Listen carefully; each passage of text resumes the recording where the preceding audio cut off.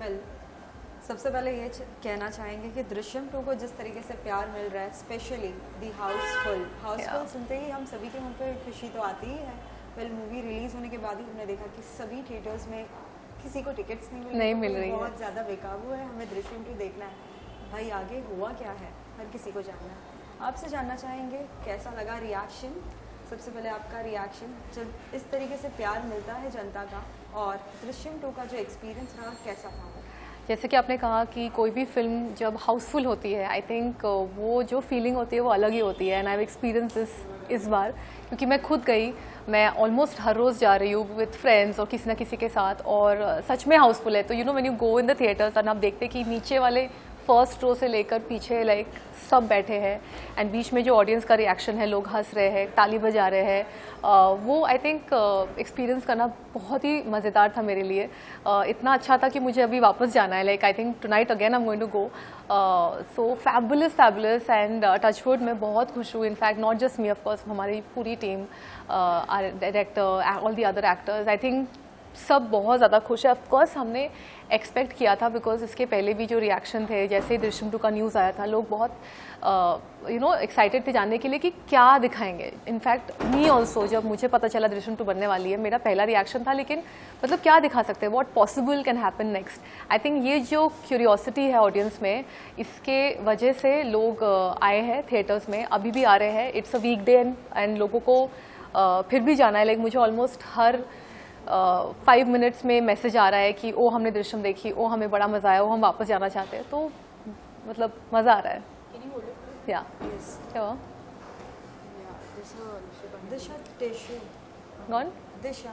Gun okay, we'll do it again.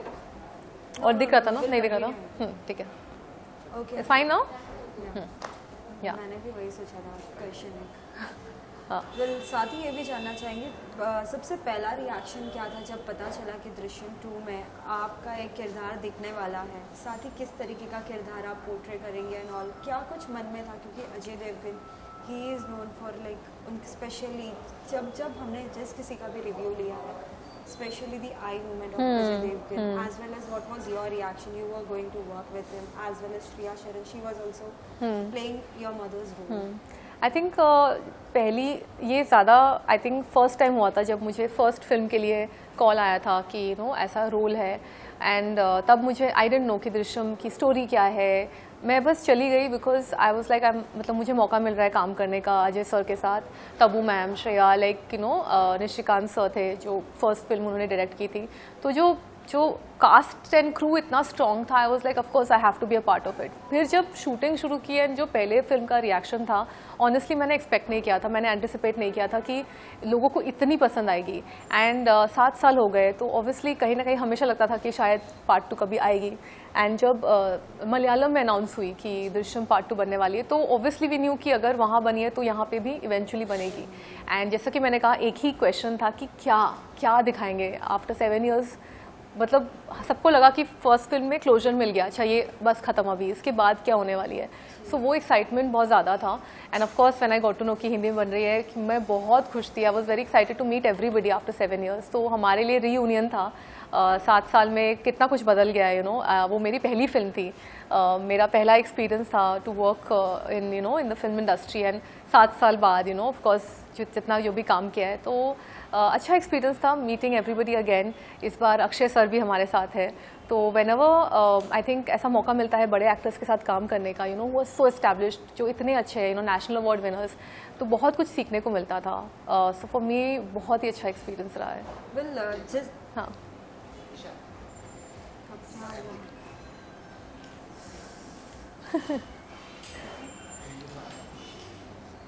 हाँ, अंदर टक कर लो।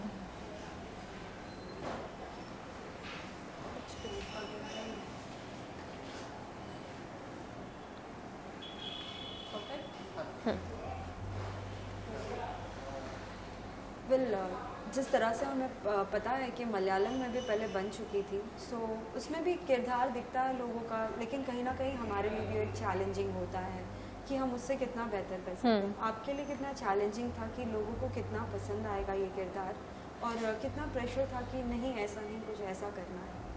आई थिंक प्रेशर ऑनेस्टली मैंने उतना लिया नहीं. आई थिंक सारा स्ट्रेस शायद हमारे डायरेक्टर अभिषेक के ऊपर ही था. But I went with the flow honestly. जो मुझे सबसे डिफ़िकल्ट लगा अंजू का कैरेक्टर जो 7 साल बाद जिस तरह से डेवलप हुआ है कि उसे एंजाइटी अटैक्स आते हैं, उसे फिट्स आते हैं. सो फिजिकली और मेंटली शी इज़ वो वैसी नहीं है जो वो 7 साल पहले थी. तो आई थिंक वो उसको प्रोसेस करना कि ऐसा कैरेक्टर ऑल्सो अगर आप देखें उसके हाथों एक मर्डर हो जाता है जो वो करना नहीं चाहती है. तो एक नॉर्मल पर्सन जो अच्छा होता है उससे उसके हाथों अगर ऐसा कुछ इंसिडेंट हो जाता है तो उसके लाइफ में उसका इफेक्ट क्या रहेगा. सो वो है इफेक्ट अंजू का 7 years लेटर. तो उसको काइंड ऑफ शो करना थोड़ा सा मुझे उस बात को लेकर थोड़ी टेंशन थी कि I wanted to do a good job. मुझे इवन अभिषेक सर इनफैक्ट हमने काफ़ी सारे रीडिंग्स किए, हमने काफ़ी ही सेंट मी रेफरेंसेस कि मुझे ऐसा कुछ चाहिए. एंड जैसा कि आपने कहा कि मलयालम में ऑलरेडी आ गई थी, ये सेम चीज़ 7 साल पहले भी मैंने की थी. मैंने फिल्म नहीं देखी थी ताकि द डायरेक्टर वांटेड कि मैं अपना वर्जन ऑफ अंजू पोर्ट्रे करूँ. इस बार ऑफ कोर्स मैं कंट्रोल नहीं कर पाई, मैंने फिल्म देख ली थी. But I tried my best कि मैं अपना वर्जन क्रिएट करूँ एंड जो उन्होंने किया है उसको रिक्रिएट ना करूँ. तो आई ट्राइड माय बेस्ट. मतलब अब तक जितने रिस्पॉन्स आए लोगों को अच्छा लगा है and I am very happy about it.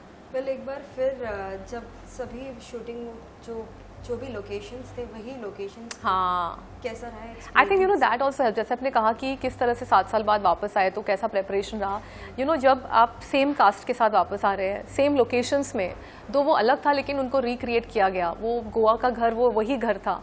तो आई थिंक कहीं ना कहीं जाके ना आपको लगता है कि you have gone back in time, कि वो 7 साल कभी हुए ही नहीं. ऐसा लगा कि अच्छा हमने शूटिंग फर्स्ट फिनिश की, अभी सेकंड शूटिंग कर रहे हैं. तो वो as an actor I think it helps a lot having similar circumstances. तो वो आपके कैरेक्टर को भी डेवलप करने में बहुत हेल्प करता है. मतलब you already know that space कि अच्छा हाँ यहाँ से किचन है, इधर ये है, because it was the exact same house. Well साथ ही अजित सर के साथ as well as Tabu, Shreya कितना क्या कुछ सीखने मिला है. और कुछ ना कुछ तो ऐसे मोमेंट्स होते ही है ऑन लोकेशन, ऑफ स्क्रीन तो बहुत कुछ ऑडियंस के साथ शेयर करना चाहेंगे आप इस बारे में? वैसे तो Ajay sir is known for playing pranks, but I think because ये थोड़ी फिल्म अलग है, सीरियस है, काफ़ी हद तक हमारा जो एनरिज्म एंड एटमोसफेयर रहता था वो सीरियस ही होता था. बिकॉज वो कॉन्स्टेंट डिस्कशन फिल्म को लेके, जैसा आपने देखा है film is very very different. It's not a comedy और it's not like a light entertaining film, it's a very serious film. But हाँ ऑफकोर्स मुझे अभी पता नहीं क्या हुआ था, बट हम लोग गोवा में शूट कर रहे थे. बीच साइड एक रेस्टोरेंट था एंड सडनली मैंने देखा कि हमारे क्रू से कोई एक इंसान थे जो पानी के अंदर जा रहे थे, पूरा भीग रहे थे एंड डुबकी मार रहे थे अंदर. तो मुझे समझ में नहीं आया कि रात का टाइम है, 9 बजे, ऐसा कोई क्यों जाएगा. वो भी जो सेट पे काम कर रहा है. देन मैंने इधर देखा तो अजय सब बाकी काफ़ी सारे लोग थे, सब बैठ के हंस रहे थे. तो मुझे समझ में आ गया कि कुछ तो प्रैंक किया होगा. खैर वो मैं प्रैंक का हिस्सा नहीं थी, बट सब बहुत हंस रहे थे कि कुछ तो अजय सर ने ही प्लानिंग की होगी. और वो पता नहीं, वो अभी तक राज है कि एग्जैक्टली क्या हुआ था. बट ऐसे छोटे छोटे मोमेंट्स होते रहते थे सेट पे. एज वेल एज जैसे कि हम हमेशा से कुछ ना कुछ करते हैं तो हर किसी से हमें कुछ ना कुछ विशेष मिलती है, प्रोत्साहन मिलता है. किससे अब तक के सबसे बेस्ट विशेष मिले हैं, चाहे वो बॉलीवुड हो, चाहे वो अपने फ्रेंड्स या फैमिली हो? I think every single person, जो भी मेरे वेल विशर्स हैं, मेरे फ्रेंड्स हैं, फैमिली है, मैं बहुत अप्रिशिएट करती हूँ कि सब ने मुझे कॉल किया. एंड आई थिंक बहुत it makes a lot of difference जब आप कोई काम करते हो और आपको ऐसा रिस्पॉन्स मिलता है. अनलोन मतलब फैंस एंड जिन्होंने मूवी देखी उनसे तो मिलता है, बट जब अपने फ्रेंड्स, फैमिली एंड स्पेशली वो लोग जिन्हें you look up to them, भले वो इंडस्ट्री के डायरेक्टर्स हो गए या फिर अदर एक्टर्स, कलीग्स, फ्रेंड्स, तो मुझे बहुत सारे मैसेजेस, बहुत सारे कॉल्स आ रहे हैं अभी भी. Yesterday also somebody call me and it feels really nice to be appreciated for your work. And overall film को इतना अप्रिसिएशन मिल रहा है. आई थिंक किसी भी एक्टर के लिए आई थिंक अल्टीमेटली वही है कि फ्राइडे को क्या हुआ. अगर फ्राइडे को फिल्म अच्छी लग जाती है एंड इट्स लाइक अभी वीकडे चल रहा है एंड अभी भी हाउसफुल है, अभी भी लोग जाके देख रहे हैं. And I think word of mouth से ये और ज़्यादा पॉपुलर हो रहा है. जब अभी मैं अपने मदर इन लॉ के घर पे पार्टी थी, सब all the ladies had come, तो उनका रिएक्शन भी देख के मुझे इतना अच्छा लगा कि सबने देखी है फिल्म. तो I think for me I am really on another high, like I am feeling very happy. Ishita, आपसे जानना चाहेंगे आप किस तरीके के फिल्म्स करना पसंद करती है, कैसा कंटेंट आप पसंद करती है? क्योंकि हमेशा से हमने अब तक जिस किसी से बात की है, किसी का कहना होता है कि इनका जो डायरेक्शन होता है वो बहुत अच्छा होता है, इनके कंटेंट्स अच्छे होते हैं. आपकी सोच क्या है? इन टर्म्स ऑफ प्रोजेक्ट मुझे एज अ वर्सटाइल एक्टर खुद को देखना है. ऐसा नहीं कि मुझे सिर्फ सीरियस सिनेमा ही करनी है. मुझे कॉमेडी भी करना है, मुझे नेगेटिव प्ले करना है, क्योंकि मुझे आउट ऑफ द बॉक्स जाना है. जो girl next door is very easy, वो हमेशा मुझे आता ही है because of the way I look and जो भी मैंने पास में प्रोजेक्ट्स किए हैं. But I think as an actor जो चैलेंजिंग मेरे लिए होगा कि अगर मैं कुछ अलग रोल करूँ, जैसा कि मैंने कहा कि नेगेटिव इज समथिंग जो शायद लोग इमेजिन नहीं करते, तो मुझे वो करना है. मुझे हॉरर हॉरर फिल्म्स या हॉरर वेब शो जो भी वैसा कुछ करना है, तो अलग हट के कुछ डिफरेंट करना है. वेल साथ ही जितने भी ऑडियंस है, हर कोई ये दिन तो हमेशा से याद करता है. बहुत से मेम्स, हाँ, मीम्स बनते हैं 2 अक्टूबर. एज वेल एज जो एक आपका जो सिनेरियो था कि बस से जाना, हाँ, वो पूरा जर्नी. हाँ, जी, वो जो पूरा जर्नी है, तो जब भी आप गोवा जाएंगे तो कितना ये चीज़ें याद करेंगे और कितना लाइक हमेशा. इनफैक्ट पिछले 7 सालों में भी जब भी मैं कोई रेस्टोरेंट में जाती थी, ऐसा मैं नहीं कहूँगी रोज़, बट ऐसा होता था काफ़ी बार जहाँ जब लोग आते थे और मुझे पूछते थे कि आप पाव भाजी खा रहे हैं, या फिर 2 अक्टूबर के बारे में कुछ पूछते थे. ऑफकोर्स पिछले 1 साल में बहुत बढ़ गया है, बिकॉज जैसे न्यूज़ आ गया कि दृश्यम 2 आने वाली है, लोगों को वो याद आ गया है. इस साल मीम्स मुझे लगता है कि मेरा फ़ोन भर गया था. लाइक आफ्टर पॉइंट मैंने खुद ही डाल दिया कि हाँ भाई मुझे पता है 2 अक्टूबर का, क्योंकि हर बंदा जो मुझे जानता है वो मुझे फॉरवर्ड कर रहा था. तो I think it's iconic, right? किसी एक फिल्म को कोई एक चीज़ इतनी याद है लोगों को कि हर 2 अक्टूबर में आपको मैसेजेस आ रहे हैं, और मुझे लगता है दृश्यम 2 के वजह से वो और लोगों को याद आ गई है. And I think next 7 years तक वो मुझे मैसेजेस आने वाले हैं हर 2 अक्टूबर को. स्क्रीनिंग के दिन भी हमने देखा कि जिस तरीके से काजल, अजय देवगन दोनों आपके साथ थे, क्या कुछ विशेष उनके थ्रू आपको मिले हैं? क्योंकि सोशल मीडिया पे भी हमने बहुत से आपके पोस्ट देखे हैं. हाँ, of course they are very sweet, they are always very supportive. And मुझे बहुत अच्छा लगता है कि they are there as family and as friends. तो ऑफ कोर्स जब लाइक आई सेड, जब जो एक्टर्स काफ़ी बड़े हैं, नेशनल अवार्ड विनर्स है, they are such great actors. I mean I think I don't even know what to say. I mean both Ajay sir and Kajol, जब वो आपको विश करते हैं, आपके लिए अच्छा सोचते हैं, I think that's the best thing, right? Like they are like mentors for me. As well as जिस तरीके से मैंने आपको 2 अक्टूबर की याद दिलाई और बहुत सारे जो एक जर्नी है याद दिलाई, आपसे कितने लोगों ने दृश्यम 1 के बाद पूछा था कि दृश्यम 2 में क्या कुछ होने वाला है? बहुत लोगों ने पूछा था. इनफैक्ट मैं खुद भी सोचती थी कि मतलब आई एम टेलिंग यू ना कि for me I am more as a viewer, I am so shocked कि इतनी अच्छी स्क्रिप्ट लिखी है सेकेंड पार्ट में, वेयर जनरली सीक्वल्स में बहुत कंपैरिजन होता है, लोग काफ़ी क्रिटिकल हो जाते हैं कि वो 1 की तरह हो पाएगी कि नहीं, उससे बेटर है कि नहीं, कम है कि नहीं. But I can very confidently say that जो सेकेंड पार्ट बनी है उसका स्टोरी लाइन इतना स्ट्रॉन्ग है कि बाहर निकल के आप फिंगर नहीं पॉइंट कर सकते कि नहीं ये गलत दिखाया, नहीं ये तो पॉसिबल नहीं है, ये समझ में नहीं आया. जितने लोग बाहर निकले सब, I think for 5 minutes they were just like क्या हुआ, मतलब कैसे, it's so justified. I think that is the beauty of Drishyam कि even in the first part everything was justified. कि दो इसमें as a family बात तो गलत है, किसी का मर्डर हो जाता है, लेकिन you understand कि yes a father is trying to protect अपनी फैमिली को. सिमिलरली जो मीरा का कैरेक्टर जो तबू मैम ने किया, you feel कि yes उनका भी तो बेटा था, तो उनका भी जो भी एक्शन है दैट इज ऑल्सो जस्टिफाइड, क्योंकि वो कहीं ना कहीं उनके लिए रिवेंज या फिर जस्टिस चाहती है. तो एवरीथिंग इज राइट, लाइक सब अपनी जगह राइट है. I think that is the beauty of the film, that's why people love it. How was your experience working with Shriya? Because she is also a mother as well as she was playing a part as like your mother. Yeah. So how was your experience? It's always wonderful to work with her. Firstly, I have to say she is a wonderful person. She is very sweet, very down to earth. उन्होंने भी इतनी सारी films की है in South especially. She is like one of the biggest actors in the South Indian industry, and how humble she is, it's really surprising. In fact, she would give me a lot of tips on my look, on makeup, and I think in this entire team, I think I bonded the most with her because, like I said, she's very very sweet and she's very friendly. साथ ही जब भी हमने श्रेया से बात की थी, उनका stable होना इतना आसान नहीं है. वो हर छोटी छोटी बातों में हंसी भी आती है. वेल उस दौरान कुछ ऐसे कोई मोमेंट्स कुछ अगर आपको याद हो, क्योंकि she is like fan. She is a lot of fun. Like I said ना, बहुत मज़ा आता है, स्पेशली हम जब गोवा में रहते थे. We used to go out and I really had a blast shooting with Shreya, especially this time. I think first time में हम लोग still एक दूसरे से मिल रहे थे, but अब I think the bond was deeper and like you said आपने तो आप तो मिले ही है, she is a very funny person, like she loves laughing, she loves enjoying, but of course when it comes to shoot point of view तब हम seriously करते थे, बट हाँ जैसे कट होता था हम लोग का अपना जोक शुरू हो जाता था, कुछ ना कुछ मस्ती शुरू हो जाती थी. So when she is on set it's always like a very fun atmosphere. But after watching the movie it's feel like कि दृश्यम 3 का भी इंतजार है. मैं सबसे ज़्यादा इंतज़ार कर रही हूँ because I really I am like इसके बाद क्या दिखाएंगे, like what possible. In fact lot of people meet me and वो अपना ही वर्जन सुनाते हैं मुझे कि हमें लगता है दृश्यम 3 में ये होगा, हमें लगता है ऐसा होगा, तो लेट्स सी क्या होगा.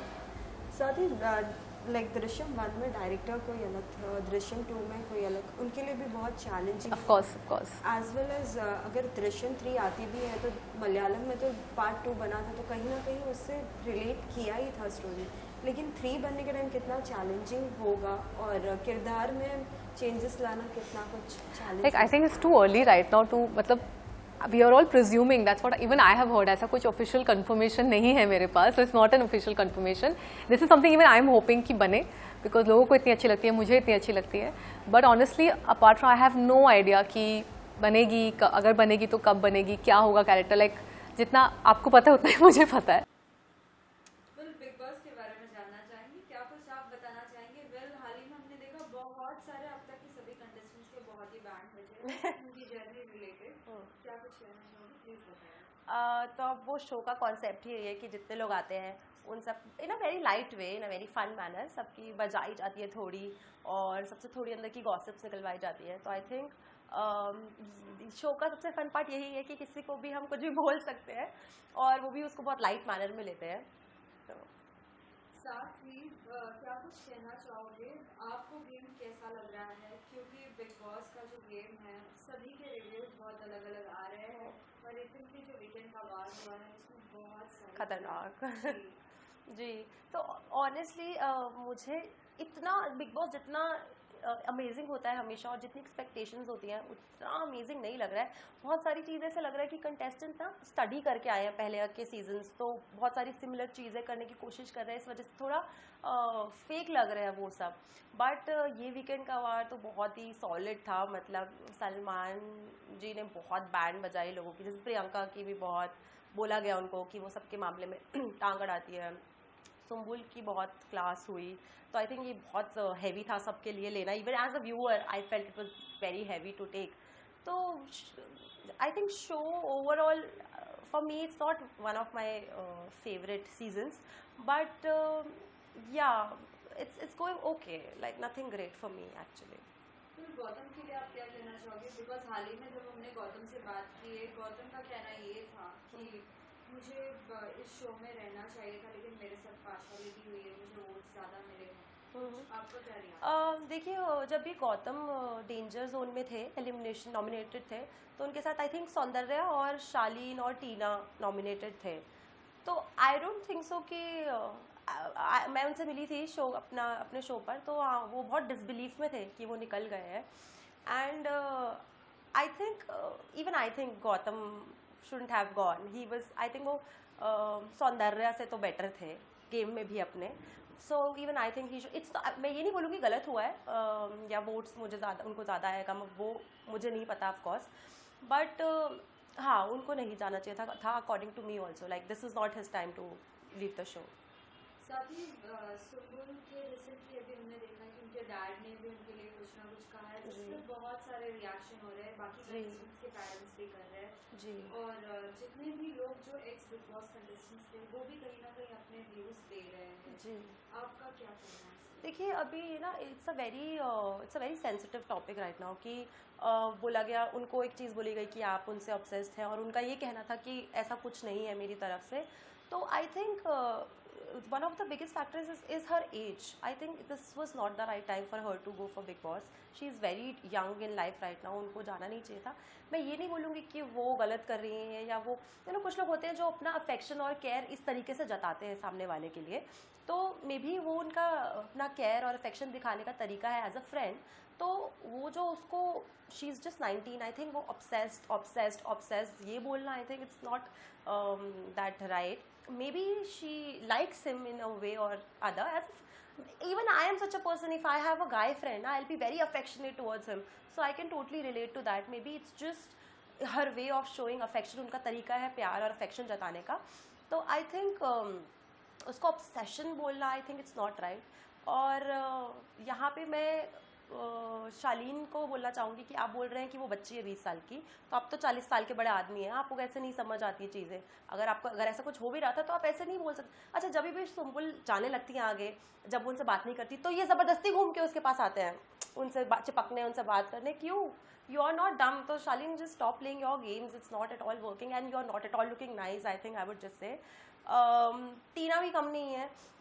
मैं भी देख रही थी, कल या परसों का एपिसोड था या वो प्रोमो था जिसमें वो बोल रही है कि सुम्बुल ने मेरा स्टैंड नहीं लिया. क्यों भाई? Now she is maintaining her distance from all of you. तो आप अपना गेम खेलो ना, वो आपका स्टैंड क्यों ले? आप ही थे जिन्होंने इस चीज़ को इतना पोक कर करके सुम्बुल ऑब्सेस्ड है बनाया. So now you know just let her play her own game. वो आपके लिए स्टैंड क्यों ले? मुझे समझ नहीं आता. And even Sumbul, I would you know she now has to get back in the game. बहुत हो गया रोना धोना. ये forget it, this is not a daily soap. You play your own game. छोड़ दो. आपकी दोस्ती किसी को नहीं समझ आती है, छोड़ दो ना. और आप, I don't think so she has any need to give clarifications कि हाँ नहीं ये मेरा ऑब्सेशन नहीं है. It's okay, let everyone think whatever they want to think. You just play your own game. Right. आपके किरदार के बारे में क्या कहना चाहेंगी? कितने लोगों के कमेंट्स पढ़ रहे हैं आप और क्या कुछ उनको रिवर्ट बैक कर रही है? बिग बस पे तो मेरा एक नया कैरेक्टर इंट्रोड्यूस हुआ है जिसका नाम है बिमला, जो कि बिहार से आई हैं और कृष्णा की साफ़ सफाई करने वाली है. And she is amazing. I am in love with her. ऐसा पहली बारी मैंने कोई किरदार निभाया जिसमें मुझे एकदम वो भोजपुरी ऐसा लैंग्वेज में बात करना है. तो for me it was something very new. But since जो मैं पहले कैरेक्टर करती थी और जो ये नया कैरेक्टर है, तो जो मैं ऑडियंस के जो भी रिव्यूज़ पढ़ रही हूँ, I think this is something which they are liking more. तो क्योंकि उन्होंने कभी मुझे करते हुए देखा भी नहीं है और you know she is very fun. कुछ भी बोल देती है, कृष्णा को भी कुछ भी बोल देती है. तो I think it's amazing doing Vimla. It's something very new और बहुत सारी इसमें चीज़ें करने के लिए हैं आगे आगे भी जो हम प्लान कर रहे हैं. फिर साथ ही बिग बॉस में राखी भी आई थी और साथ ही अर्शी खान भी आई. जी. कैसा रहा उनके साथ एक्सपीरियंस? राखी के साथ तो हमेशा ही अच्छा ही रहता है. She is very fun. उनसे मतलब उनको वो ये बोलने की ज़रूरत नहीं पड़ती कि आप ये क्यों नहीं बोल रहे हो, ये क्यों नहीं बोल रहे हो. वो सब कुछ बोल देती है. उनसे बोलना पड़ता है आप ये मत बोलो, आप ये मत बोलो. So shooting with Rakhi is always fun. और अर्शी को भी मैं I have never met her. पहली बारी मैं सेट पे मिली थी, तो it was nice. Well, Arshi की वो डायलॉग्स आपने क्या उसमें लिया था कि आवाम देख रहा है? हमेशा से हमने बिग बॉस में अर्शी के डायलॉग. हाँ, मतलब अर्शी का ये डाला आई थिंक इट्स प्रिटी. मैंने तो नहीं बोला था, बट हाँ आई एम श्योर कृष्णा या किसी ने तो बोला ही होगा. तो काफ़ी फेमस है उनका ये डायलॉग. तो वो हो और वो डायलॉग ना बोला जाए ऐसा हो नहीं सकता. तो बोला ही गया होगा. वेल, नेक्स्ट एलिमिनेशन के लिए क्या कुछ प्रिपरेशंस आपने की है? क्या कुछ धमाल देखने मिलने वाला है? ऑनेस्टली अभी हम लोग अच्छा, जो लोग ये बोलते हैं ना बिग बॉस स्क्रिप्टेड होता है, ये लोग पहले से डिसाइड करते हैं, तो मैं उन लोग को एक बात बता दूं कि हम जो शो का एक पार्ट है, मतलब जो एलिमिनेट होता है वो सबसे पहले हमारे पास आता है बिग बॉस पे. हम तक को एंड मोमेंट पे नहीं बताया जाता है कौन एलिमिनेट हो रहा है. तो it's not at all scripted. मतलब हमें भी जब एलिमिनेशन हो गया वहाँ चल रहा होता है, तो हमें बोला होता है आप रेडी रहो, कोई भी एलिमिनेट हो सकता है. और एंड मोमेंट तब हमारी स्क्रिप्ट लिखी जाती है तुरंत, जो आता है बंदा एलिमिनेट होकर उसके हिसाब से. तो ये ऐसा नहीं है कि स्क्रिप्टेड है, हमें पहले से पता होता है. तो एटलीस्ट हमें भी कुछ पता नहीं होता है, हम भी अनप्रिपेयर्ड सेट पे जाते हैं. जब वहाँ एलिमिनेशन अनाउंस होता है तो हमें यहाँ बताया जाता है कि ये एलिमिनेट हो गया है. फिर वहाँ तुरंत हमारे राइटर्स जो हैं, अमेजिंग राइटर्स, जो तुरंत स्क्रिप्ट बनाते हैं और हम लोग उसे याद करते हैं और फिर परफॉर्म करते हैं. तो सब लोग हमारे शो से पहले हमेशा, एटलीस्ट मैं तो बहुत नर्वस होती हूँ क्योंकि पता नहीं है कौन आ जाए और कौन कितने ख़राब मूड में. बेचारे जैसे जब गौतम आए थे वो बहुत अपसेट थे, तो मुझे थोड़ा डर लग रहा था कि कुछ बोल देंगे तो बेचारा वो यू नो भड़क ना जाए या कुछ बोला नहीं. But he was very supportive and all. तो ऐसा ही होता है, मतलब एंड मोमेंट प्रिपरेशंस होती है. So we also don't know what is going to happen and what to expect. फिर लास्टली ये जानना चाहेंगे, अगर सलमान सर आते हैं बिग बॉस में तो क्या कुछ कर सकते हो आप, कुछ अमेजिंग जिससे सभी लाइक बहुत ज़्यादा इंटरेस्ट? मैं तो अपने पूरे यूनिट को ये बोलती हूँ कि देखो सलमान सर हमारे यहाँ आए ना आए, लेकिन हमें तो एक बार ही सलमान सर के वहाँ जाना बनता है. तो प्लीज़ हमें एक बार ही भेज दो. अब वो तो पता नहीं, वो तो चाल का डिसीजन होता है जाते हैं कि नहीं. बट अगर जाते हैं ऑनेस्टली मुझे भी नहीं पता, बिकॉज वो ही सो ही हैज़ दिस ऑरा जिनको देख के मुझे पता है मैं एकदम ऑस्ट्रक हो जाऊंगी और मैं कुछ बोल ही नहीं पाऊंगी, तो इससे अच्छा कुछ प्लान करने की ज़रूरत ही, मतलब प्लान ही ना करूँ, वहाँ पे ही देखी जाएगी जो भी होगा।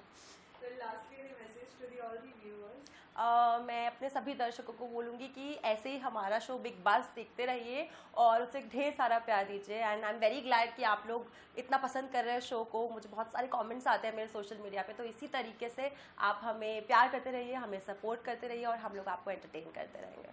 Thank you so much. Thank you.